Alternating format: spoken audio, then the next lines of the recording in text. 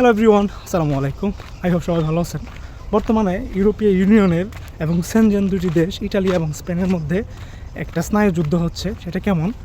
ইটালিতে তো অনেক আগের থেকেই অবৈধ অভিবাসী সাগর পথে বাই রুটে ঢুকে বা আসে, সেটা নিয়ে যদিও কেউ কোনো কথা না বললেও স্পেনে রিসেন্টলি যে প্রায় 60,000 প্লাস অবৈধ অভিবাসী প্রবেশ করছে, এইটা নিয়ে প্রায় ইউরোপীয় ইউনিয়নে তোলপাড় হয়ে গেছে।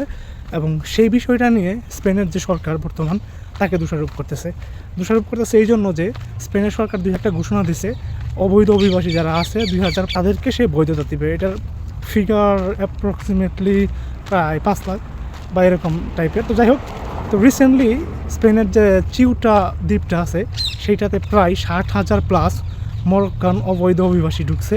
এইটা নিয়ে তো সবাই ব্যাপক গুঞ্জন সৃষ্টি হয়ে গেছে যে এটা স্পেনের প্রাইম মিনিস্টারের সেই ঘোষণা দেওয়ার ফল, যার ফলে অবৈধ অভিবাসীরা আপনার তৃতীয় দেশ থেকে এখানে এই সুযোগটা নিচ্ছে।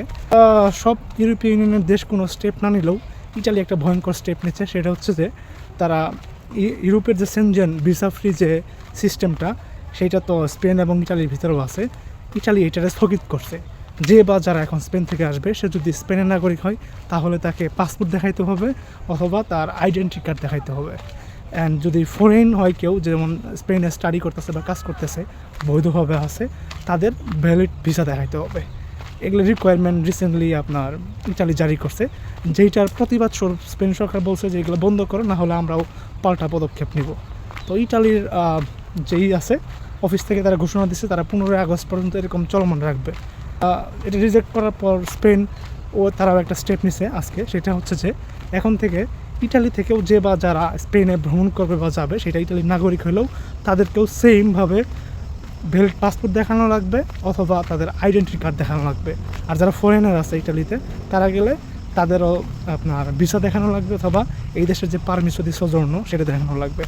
দেখেন, মূল কথায় আসি। মূল কথাটা হচ্ছে যে বা যারা স্পেন থেকে ইটালি বা ইটালি থেকে স্পেন আসার প্ল্যান করতেছেন, তারা একটু কাইন্ডলি সতর্কভাবে যাবেন বা চলাফেরা করবেন। এমন হতে পারে যে সবার সব কিছু হয়ে গেছে, আপনি মাঝখান থেকে ধরা খায় আটকে বসে আছেন।